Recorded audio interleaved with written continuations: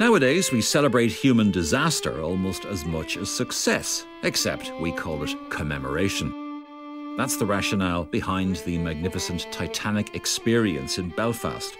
Remembrance equals tragedy plus time.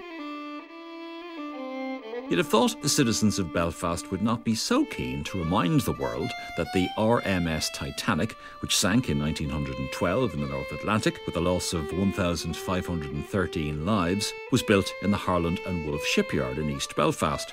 But somebody has to cater for our fascination with this doomed vessel, so why not the descendants of the people who built it?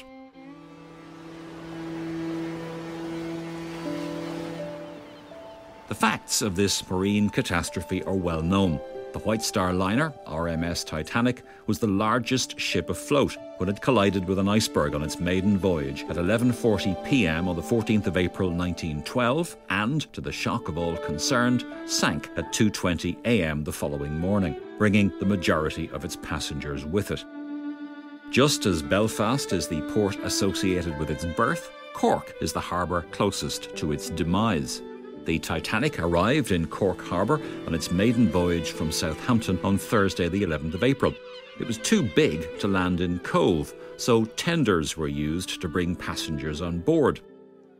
One of the travellers who'd made the trip from England was the Jesuit priest, Father Francis Brown, one of the most enthusiastic amateur photographers of the early years of the 20th century. He was only booked for the first leg of the journey and spent most of the trip taking the last pictures ever seen of the ship and many of its passengers. An American couple offered to pay his way to New York and back. Brown telegraphed the provincial of the Jesuit order to seek permission. The response was rapid, terse, and probably saved Brown's life. The telegram read simply, "Get off that ship." Think of the amazing pictures we would have lost had Brown's boss been a fuzzy, indulgent type. Even more fortunate was the Titanic stoker, John Coffey, a native of Cove, or Queenstown as it was then known. Stricken by homesickness, he sneaked off the ship by hiding among the mailbags being taken back by one of the tenders to the Cove dock. Among the more prominent citizens who went down with the ship were its designer, Thomas Andrews, its captain, Edward Smith, the multimillionaires John Jacob Astor and Benjamin Guggenheim, and the campaigning journalist W.T. Stead. The gazillionaire J.P. Morgan was also supposed to make the trip, but cancelled at the last minute. One prominent citizen who did not go down with the ship was J. Bruce Ismay, managing director of the White Star Line. That meant he was around to field all the awkward questions about how the apparently unsinkable should have succumbed to a mere iceberg.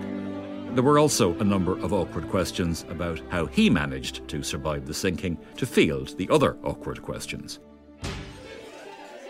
Most of the Irish passengers were travelling in third class or steerage, having paid just over £7 for the privilege. Contemporary reports suggest that they were enjoying the trip until rudely interrupted by the iceberg.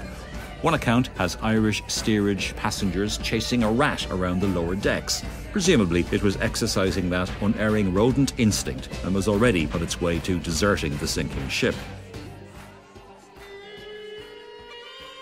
In case this all seems like a remote historic event removed from us by over a century, it should be pointed out that the last surviving passenger of the ill-fated vessel, Elizabeth Dean, died in 2009, aged 97. She had been a babe in arms when rescued. Sorry to disappoint, but Jack Dawson and Rose Calvert never sailed on the Titanic. They are both merely lucrative figments of the imagination of filmmaker James Cameron.